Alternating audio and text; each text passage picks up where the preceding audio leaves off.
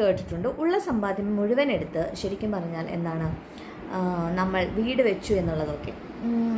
അപ്പോൾ അതിൽ രണ്ട് കാര്യങ്ങളാണ്. നിങ്ങൾ ഇൻവെസ്റ്റ്മെൻറ്റ് എന്നുള്ള രീതിയിലാണ് ഒരു വീടിനെ സമീപിക്കുന്നതെങ്കിൽ ശരിക്കും പറഞ്ഞാൽ അതിന് വളരെ റിട്ടേൺ കുറവാണ്. അതുപോലെ തന്നെ ഇല്ലിക്വിഡ് പോലുമാണ്. ഇല്ലിക്വിഡ് അല്ല അത്. കാരണം എന്താ വെച്ചാൽ എളുപ്പത്തിൽ പണമാക്കി മാറ്റാനായിട്ട് സാധിക്കുന്നില്ല.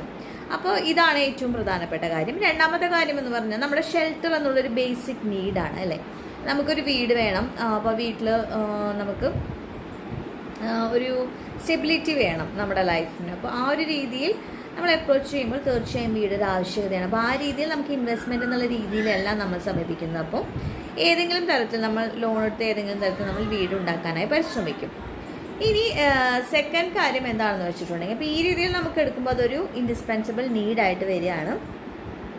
ഇതോടൊപ്പം തന്നെ ചേർത്ത് പറയട്ടെ, ഒരുപാട് ഷെൽട്ടർ എന്നുള്ള ബേസിക് നീഡ് വരുമ്പോൾ അവിടെ നമ്മൾ ആഡംബരത്തിനോ അതേ രീതിയിലുള്ള പ്രാധാന്യം കൊടുക്കാതിരിക്കുക. കാരണം എന്താണെന്ന് വെച്ചിട്ടുണ്ടെങ്കിൽ ബാക്കി പൈസ നമ്മൾ നല്ല റിട്ടേൺ കിട്ടുന്ന എന്തെങ്കിലും ഇൻവെസ്റ്റ്മെൻറ്റിൽ നിക്ഷേപിക്കണം.